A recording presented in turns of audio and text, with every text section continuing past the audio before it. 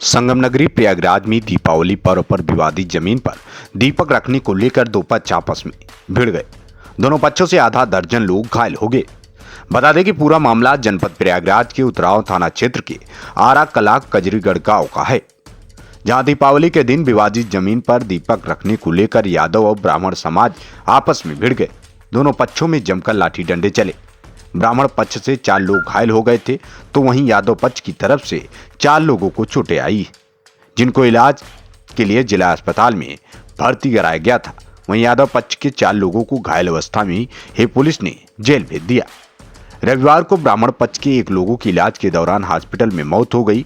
Postmortem के बाद जैसे ही उसका दाह संस्कार होने जा रहा था कि दूसरे की भी सदमे में मौत हो गई। दो की मौत से क्षेत्र में हड़कंप मच गया। परिजन दाह संस्कार से इनकार करने लगे और शव को रखकर अपनी मांगों पर अड़े रहे। बवाल की आशंका को देखते हुए मौके पर डीसीपी गंगानगर सहित भारी पुलिस बल तैनात हो गई। उधर आरोपी यादव पक्ष की तरफ से 5 लोगों को पुलिस ने जेल भेजकर अन्य की तलाश कर रही है। वहीं परिजन अपनी मांगों को मनवाने के लिए मौके पर जिलाधिकारी को बुलाने की मांग पर अड़े रहे। सोमवार तक डीएम प्रयागराज रविंद्र मातंड पहुंचे। परिजनों से बातचीत कर उनकी मुख्य मांगों को आश्वासन के बाद परिजनों के शव अंतिम संस्कार के लिए राजी हुए। काश विवादित स्थल पर दीपक न रखे गए होते तो इतनी बड़ी घटना शायद न घटती।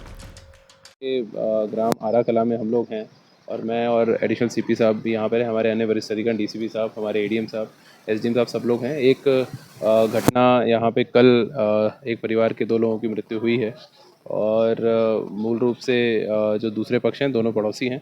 दिवाली का दिया रखने को लेकर वो लड़ाई हुई और आपस में लाठी डंडों से उन्होंने इनके ऊपर हमला किया और एक व्यक्ति की उनकी कल मृत्यु हुई है और उनके जो चाचा थे उनकी भी हृदयघात से मृत्यु हुई है, वो भी घायल थे।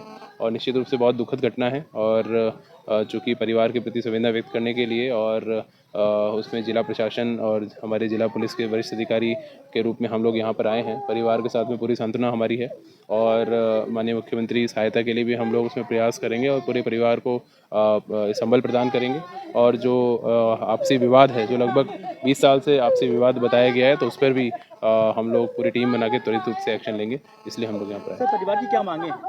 परिवार की उन्होंने आर्थिक मुआवजे की मांग की है और इसके अतिरिक्त जो ज़मीनी विवाद है उसको भी बहुत तेज़ी से निपटाने की मांग की है और इसके अतिरिक्त अन्य भी कुछ मांगे हैं और उसमें हम लोग ने उन्हें सकारात्मक आश्वासन दिया है। निश्चित रूप से हम पूरा प्रयास करेंगे। 5 लोग, अब 6 लोग अभी तक गिरफ्तार हो चुके हैं। 11 लोगों के विरुद्ध एफआईआर हुई है। बाकी लोगों के लिए भी पुलिस की टीमें लगी हुई हैं और वो भी बहुत जल्दी गिरफ्तार होंगे।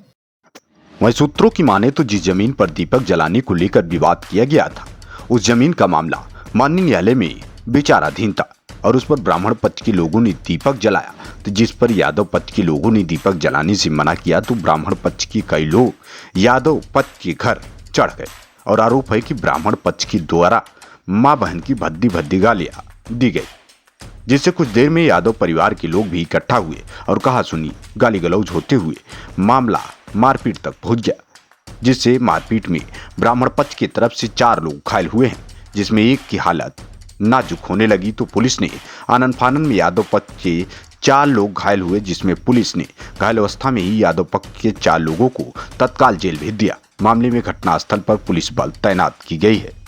31 अक्टूबर की शाम को थाना तराव स्थित ग्राम आरा कला में एक विवादित जमीन पर दिया रखने को लेकर गांव के ही 2 पक्षों के बीच में झगड़ा तथा मारपीट की घटना हुई, जिसमें एक पक्ष से दिलीप कुमार दुबे द्वारा थाने पे तहरीर दी गई, जिसमें दूसरे पक्ष के 10 लोगों को नामजद किया गया।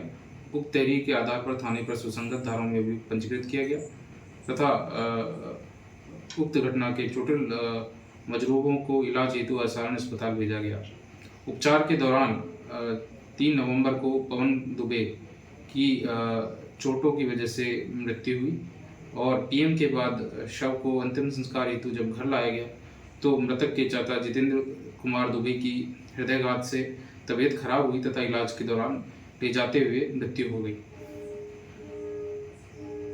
उक्त प्रकरण में पुलिस द्वारा अभी तक 5 नामजद अभियुक्तों को गिरफ्तार कर जेल भेजा जा चुका है तथा अन्य शेष अभियुक्तों की गिरफ्तारी हेतु टीम को गठन किया गया है और गिरफ्तारी हेतु दबिश दी जा रही है। शीघ्र गिरफ्तार कर कठोर विधिक कार्रवाई सुनिश्चित की जाएगी। आज 4 नवंबर को पीड़ित परिवार से अपर पुलिस आयुक्त महोदय, जिलाधिकारी महोदय तथा मेरे द्वारा गांव में जाकर मुलाकात की गई तथा उक्त प्रकरण में शीघ्र कठोर कार्रवाई करने की आश्वासन दिया गया। साथ ही साथ जिलाधिकारी महोदय द्वारा पीड़ित परिवार की आर्थिक सहायता हेतु मुआवजे की घोषणा भी की गई। उक्त प्रकरण में शीघ्र ही गुणदोष के आधार पर विधिक कार्रवाई सुनिश्चित की जाएगी।